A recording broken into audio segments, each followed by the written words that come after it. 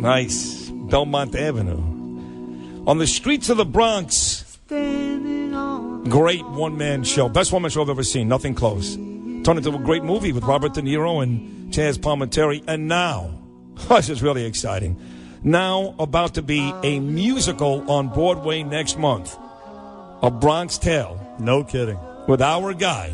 Talking about beloved in New York like Mitchell Modell. The great, ultra-talented Chazz Palminteri. Good morning, Chazz. How are you, buddy? Chazz! Good morning, Bernie. Good morning, Sid. How are you guys? It could be a lot worse. Always good on Friday, and always good to have you on the other end of the line, Chazz Palminteri. Thanks for appearing. Well, it's my pleasure. You guys got such a great show. I'm telling you, you guys got a great show. I listen to it all the time. You got great chemistry together. All my friends talk about it, and I tell them, I said, man, I'm telling you, these guys are great. It's not the normal talk show. It's without the BS, just like you say. You know? No, you're making us blush. You're making me blush. Yeah, me too. But thank you very much, Chazz. So yes, you have this new the movie turning into a play on Broadway next month. Tell us about it. Yeah, it's pretty amazing. Alan Menken, who won 8 Academy Awards, did the music. Glenn Slater, who nominated for 3 Tonys, did the lyrics. I wrote, obviously, the book. Robert De Niro and Jerry Zaks are directing. Tommy Mottola, the music mogul, is producing with the Dodgers group with the Jersey Boys and Matilda. So we have a top shelf team. We're really excited by it. We ran out of town at the Paper Mill Playhouse. We broke all the records as far as box office and sales. So we're excited now to come into New York. Very exciting. Chazz, can I ask you, where did you I knew you grew up, you were born in the Bronx. You grew up in the Bronx as well. In the Arthur Avenue area? Yeah, right down the block. Yeah. No kidding. Wow. So 187th and Belmont. I've told you before, I think, my dad used to drive the 12 bus across Fordham Road, the same bus that Robert De Niro drove in the movie. That was my father's bus, the 12 bus. There you go. From Washington Heights, 181st Street and Broadway, to City Island / Orchard Beach, back and forth all day long. That's amazing. My dad, that was his route. That was mine as well. How do you like that? Maybe you guys got the same father. Listen. Wait a minute here. Hold on. We're brothers. Remember they talked about that lost brother Bernard you never met, Chazz? Well, here he is. My brother from another mother, and there ain't no other. That's funny. No, that's a true story. But listen, so we look forward to that coming up next month. What theater did you say it was going to be at? It's going to be at the Long Acre Theater. You can get tickets. I mean, tickets are just, we're doing an incredible, pre-sale. Tickets are flying off the shelf. So if people want to see it, it opens December 1st, but it starts previewing November 3rd. So what I hear from this is that, so you based that character was on your father, and you were essentially the lad in the movie, based it on yourself. Oh. Absolutely. My real name is Claudio. Lorenzo Palminteri. They used to call me C when I was a kid. I saw the guy get whacked. That's how it happened. I didn't rat on him. And they befriended me, and it was this young boy growing up, taking the best of the wise guy, the best of his father, becoming a man. Wow. It is amazing, too, the staying power. And I always tell people this. I saw the movie. I love the movie, obviously. But then I was really blown away when I saw you perform the one-man show, which was before the movie. It was a one-man show, then the movie, now the musical.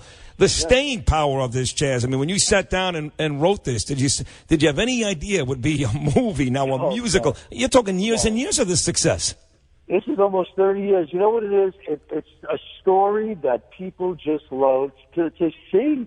You know, the amazing thing about this is, guys, that when I go to Europe, I've done 60 movies, and all they talk about is Bronx Tale. And you know where Bronx Tale is like the biggest hit of all? Japan. See, I was going to ask you that because I could understand why in New York they would love it because it's so New York, it's the Bronx. Even South Florida, I saw you perform your show. That's basically another borough of New York. But you're telling me that the middle of the country and other continents, they still love this show.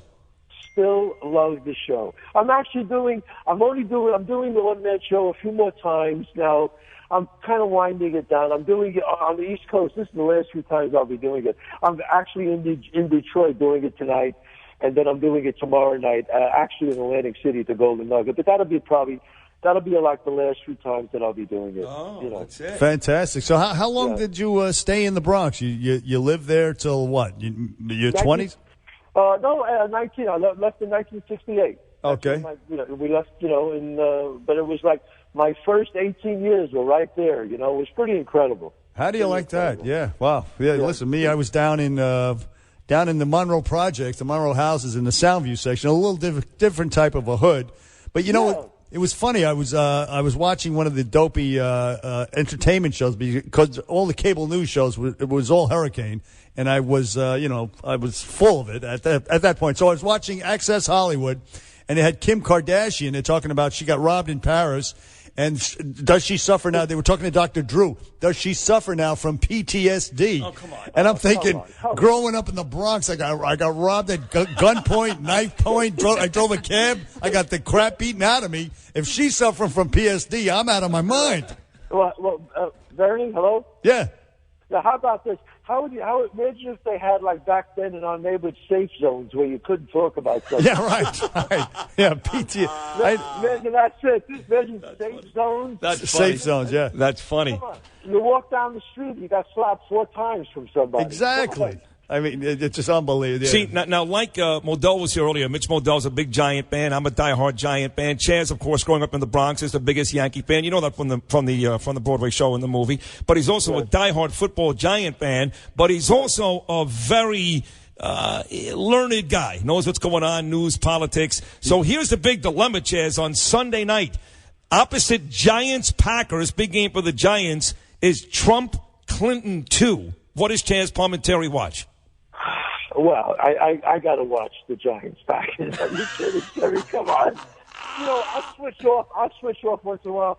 But you're going to see that this debate is not going to get anywhere near that the first debate had. I really believe that. I don't think so. You don't think? No? I think it was the first, impact, oh, my God, and now it's I mean, if you're talking about politics, it's so disappointing with both of them. I don't know. I really just don't know. It is disillusioning. Yeah, the gutter sniping is somewhat disillusioning. I guess part of me likes it, but the other part says no. I don't know. I mean, I still don't know what I'm doing, so I just wait till the very end.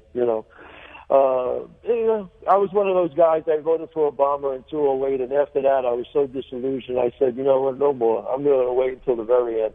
Wow, because I know you were furious when he never went to Scalia after Judge Scalia died and the whole Italian American. Really? And you voted for Obama. I didn't realize you did that. Yeah, I did. And in 2008, I thought it was going to be a real change. And I thought this was something.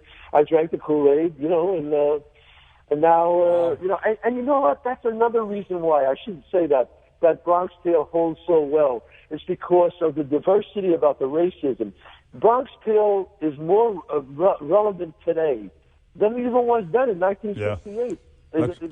I really think that's why, Sid and Bernie, that's why people just go to see this thing and understand there's race relations. I think it's important. Right, because of course the character that based on your life dates a black chick, and it's essentially the plot revolves around that. Chazz Palminteri, the restaurant is called Ristorante Italiano in New York City on 2nd Avenue. How's it going there? Is it going well? The restaurant is doing so unbelievable. I mean, it's really amazing. It's we have people don't realize, not only do we have the best Italian food, we have the best steaks and the best chops.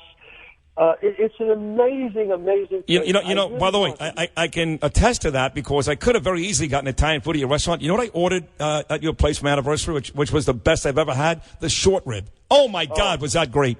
Absolutely. The best steaks, the best meat. We buy the best of the best. With my name's on it, I said, look, we have to go all the way with this. And my partner was really great with that, Jack. And I'm telling you, the restaurant is doing amazing. It really is. And there's always people in there. There's always a celebrity popping in and out. It's fun. It's a lot of fun. Well, that and Modern Family, this success couldn't happen to a nicer guy. Chazz Palminteri, the play next month, The Bronx Tale at the Longacre Theater, the restaurant, Ristorante Italiano on 2nd Avenue, and, of course, Modern Family. Chazz, as always, thank you for appearing. We love you, Chazz. Thank you very much. I wish you guys many, many years of the great success you're having. You're very kind, Chazz. God bless and Godspeed. Appreciate it. What a good guy, huh?